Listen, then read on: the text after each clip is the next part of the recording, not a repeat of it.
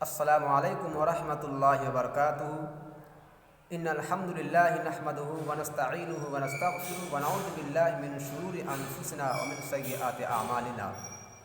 اللہ تبارک و تعالی نے جناب نبی اکرم صلی اللہ علیہ وسلم اپنے دوست کو، اپنے حبیب کو بہت زیادہ ہی اپنی رحمت سے مالا مال کیا، جو نبی صلی اللہ علیہ وسلم کو پورے عالم دنیا کے لیے رحمت للعالمین بنایا۔ اور اس سمے جو قربانی کا جو موسم چل رہا ہے اور قربانی کا ابھی سمے ہے، اس سمے کو غنیمت سمجھتے ہوئے میں آپ کے سامنے قربانی کے سلسلے میں ہی ہم آپ کے سامنے کچھ اہم بات رکھنے والے ہیں، اہم جانکاری آپ کے سامنے ہم رکھنے والے ہیں۔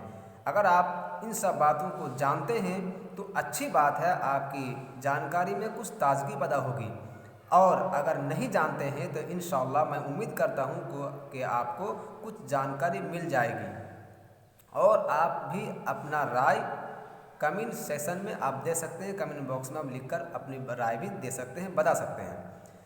تو چلیے شروع کرتے ہیں۔ نبی صلی اللہ علیہ وسلم کے کہی ہوئی بات بخاری شریف کے الفاظ ہیں، ان کے مطابق حضرت انس رضی اللہ تعالی عنہ راوی ہیں، انہوں نے نبی صلی اللہ علیہ وسلم کو 2 چتکبرے سینگ دار مینڈھے کی قربانی کیا کرتے تھے۔ آپ نے ذبح کرتے وقت اپنا پاؤں ان کے پٹھے پر رکھا اور اپنے ہاتھ سے ذبح کیا۔ بات سمجھ رہے ہیں کہ نبی صلی اللہ علیہ وسلم طرح طرح کے اس کے جو بکرا ہو، دمبا ہو، گائے ہو اور کوئی بھی جانور ہو، اس میں کئی رنگ ہوتے ہیں، جس کو ہم لوگ چتکبرے بولتے ہیں، یا عام بھاشا میں کئی طرح کے رنگ اس میں ہوتے ہیں، مثال کے طور پر سفید یا کالا، اس طرح سے یعنی کئی رنگ اس میں ہے۔ تو اس طرح کے جانور اللہ کے نبی صلی اللہ علیہ وسلم زیادہ تر قربانی کرتے تھے۔ اور قربانی کا جو جانور ہے وہ کوئی بھی جانور ہو جو حلال ہے جانور قربانی کرنے کے لیے، وہ جانور بالکل اچھا ہونا چاہیے، سوستھ ہونا چاہیے، لنگڑا لولہا نہ ہو، کان کٹا نہ ہو، پھٹا نہ ہو، یا بہت دیکھنے میں کمزور لگتا ہے وہ نہ ہو۔ اور جو جانور ہم خریدتے ہیں اس کے پیر بھی دیکھ لیا جائے کہ اس کا پیر کیسا ہے، صحیح ہے، تندرست ہے یا نہیں، پیر میں کہیں کٹا چھٹا تو نہ ہو، کہیں داغ تو نہ ہو، کہیں کوئی عیب تو نہ ہو۔ ان سب چیزوں کو دھیان رکھتے ہوئے قربانی کا جانور خریدنا ہے۔ یہ جانور خریدتے سمے ہی یہ دھیان رکھ لینا ہے۔ بعض وقت ایسا ہوتا ہے کہ جانور خریدتے سمے دھیان سے نہیں دیکھتا، پھر وہ جانور خرید کر لانے کے بعد جب گھر میں لاتے ہیں اس وقت اس کے کئی طرح کے عیب نکل آتے ہیں۔ مثال کے طور پر کان کٹا ہوا ہے، پیر لنگڑا ہے، اور اس کا جو اگلا حصہ ہے، پچھلا حصہ ہے، اس میں کہیں داغ ہو، کہیں جل گیا ہو، پھٹ گیا ہو یا گھاؤ ہو، اس طرح سے۔ اور اس طرح کا جانور اتنا اچھا ہونا چاہیے کہ دیکھنے والا کو دور سے ہی لگے کہ یہ قربانی کا جانور ہے۔ اس بات پر آپ کی سہمت میں چاہتا ہوں کمنٹ باکس میں۔ آپ کو دیکھنے میں ہی دور سے پتہ چلے کہ ہاں یقیناً یہ قربانی کا جانور ہے اور یہ قربانی کا لائق بھی ہے۔ تو دوست، اس طرح کے جانور اچھا ہونا چاہیے، اور سمے بہ سمے اس قربانی کے جانور کو اچھا۔ سب سے پہلی بات تو یہ اور بات سن لیجئے کہ جانور کو اپنے ہاتھوں سے کھلائیے۔ جو جانور آپ کے، اگر مثال کے طور پر خصی اگر آپ کے ہے گھر میں، اگر آپ کے خصی ہیں، ان کو اپنے ہاتھوں سے کھلائیے، تب آپ کی محبت اس میں بیٹھے گی۔ چونکہ دوست، صرف جانور کو کاٹنا مقصد نہیں ہے، چونکہ اپنے دل اللہ تبارک و تعالیٰ کے نزدیک نہ گوشت پہنچتا ہے، نہ اس کا بلڈ پہنچتا ہے، نہ اس کا خون پہنچتا ہے۔ اللہ تبارک و تعالیٰ کے پاس تو تقویٰ پہنچتا ہے، لن تنالوا البر حتی تنفقوا مما تحبون کے مطابق۔ ان سب باتوں پر دھیان رکھنا چاہیے۔ اور قربانی کا جانور اس کو اپنے ہاتھوں سے کھلائیے، اس سے اپنی محبت کو بڑھائیے۔ اگر خرید کر ہی لاتے ہیں، 10 دن پہلے، 15-20 دن پہلے لاتے ہیں، تو آپ کم از کم اس جانور سے اتنا محبت تو کر لیجئے جو آپ جس مقصد سے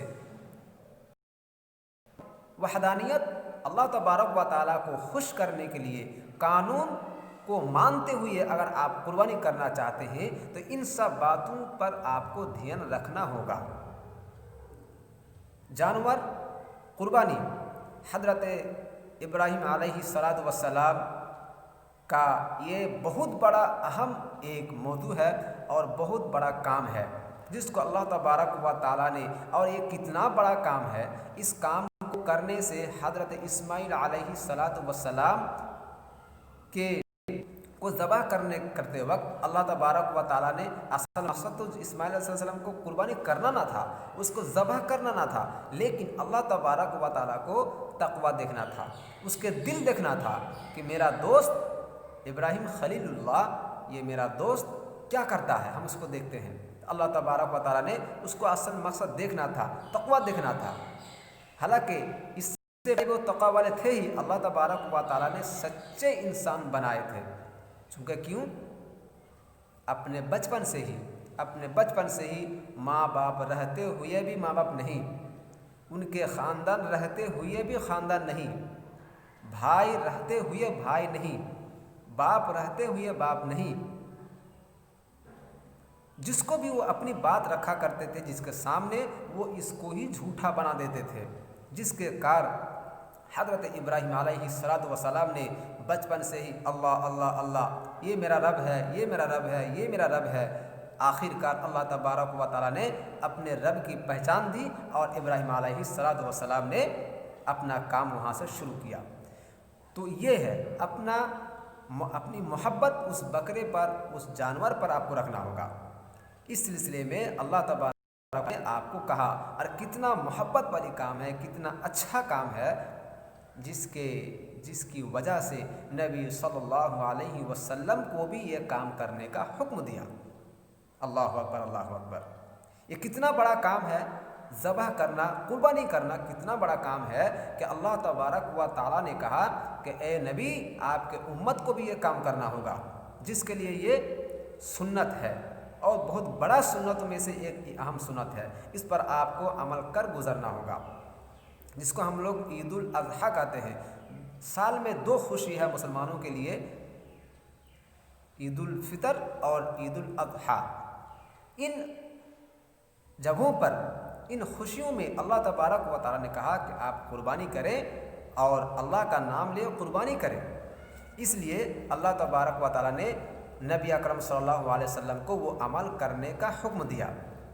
अल्लाह तबारक व ताला ने जब ये काम करने का हुक्म दिया, और ये हदीस हज़रत अनस रज़ियल्लाहु ताला अन्हु रावी है, अन्ना सल्लल्लाहु अलैहि वसल्लम काना युज़ही बिकबशैनी अमलहैनी अक़रनैन व वज़अ रिजलहु अला सफ़हतिहिमा व यज़बहुहुमा बियदिही।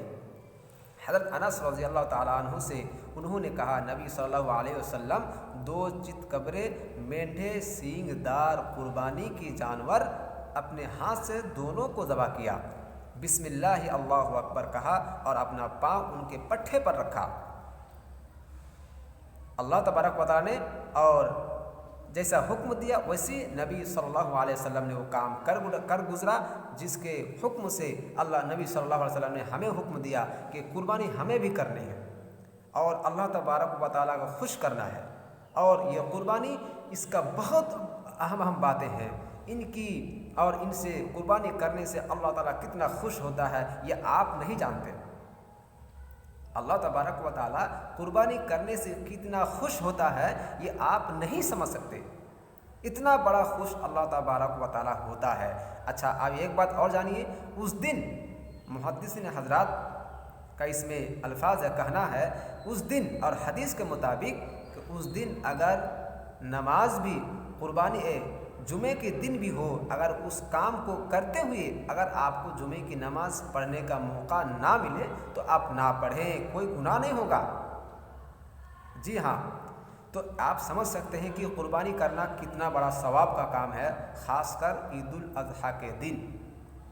और कुर्बानी के जानवर अच्छे होने चाहिए, और अल्लाह तबारक व ताला को खुश करने के लिए इससे अच्छा मौका मेरे दोस्त और कौन सा हो सकता है कि हम कुर्बानी करें। और कुर्बानी किस टाइम करेंगे आप? قربانی کس ٹائم کریں گے، کس وقت کریں گے، یہ قربانی کرنے کا سمے اور قربانی کرنے کا وقت نماز پڑھنے کے بعد ہے۔ نماز سے پہلے اگر آپ قربانی کر دیتے ہیں تو یہ آپ کا قربانی شمار نہیں ہوا قربانی میں، بلکہ آپ کا گوشت کھانا ہوا۔ اس پر بھی بخاری شریف کے الفاظ ہیں۔ اس لیے ہمیں چاہیے کہ سب سے پہلے جمعے کے سب سے پہلے ہمیں نماز پڑھنی ہے۔ عید الاضحیٰ کے دن، قربانی کے دن ہمیں سب سے پہلے نماز پڑھنی ہے، اور پھر نماز پڑھنے کے بعد ہم جا کے قربانی کے کام کو، اہم ترین کام کو ہم انجام دیں گے۔ قربانی کے جانور کو ہم ذبح کریں گے، اپنے ہاتھ سے ذبح کریں گے اپنے ہاتھ سے قربانی کے جانور کو ذبح کریں گے۔ اس میں آپ کا دل، آپ کا رونگٹے، آپ کا بال کھڑے ہو جانا چاہیے، ایسا لگے کہ ہم اپنے اولاد کو ہی قربانی کر رہے ہیں۔ اتنی محبت ہو جانی چاہیے کہ آپ قربانی کریں، آپ کو لگے کہ ہم قربانی کر رہے ہیں، کسی جانور پر ہم چھریاں چلا رہے ہیں، کسی جانور پر ہم چھری چلا رہے ہیں، کسی کو ہم ذبح کر رہے ہیں۔ میرے دوست، ایسا کام آپ کو کرنا ہوگا اپنے ایمان کو بچانے کے لیے، اپنے جذبات کو بچانے کے لیے، اپنے تقوی کو بنانے کے لیے، اپنے ضمیر کو بچانے کے لیے۔ اگر آپ ایسا کرتے ہیں تو انشاءاللہ العزیز اللہ تبارک و تعالیٰ آپ کے کام سے یقیناً انشاءاللہ خوش ہو جائے گا۔ جو کام جس طریقے پر انہوں نے کرنے کے لیے کہا، اگر ہم ایسا کام کرتے ہیں یقیناً اللہ تبارک و تعالیٰ ہم سے خوش، ہم سے راضی، ہم سے مطمئن ہو جائے گا۔ میرے دوست، بہت ضروری بات ہے یہ کہ ہم قربانی کے دن قربانی کے جانور کو ذبح کریں گے، اور کب؟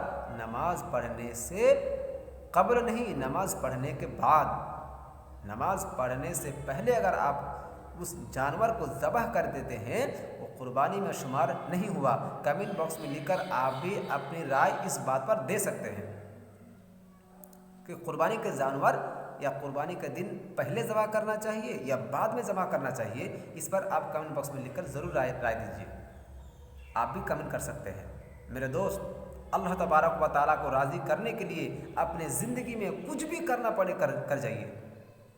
اللہ تبارک و تعالیٰ کو خوش کرنے کے لیے، راضی کرنے کے لیے اس کو اور اپنے جسم کو اس کے حوالے کر دیجیے۔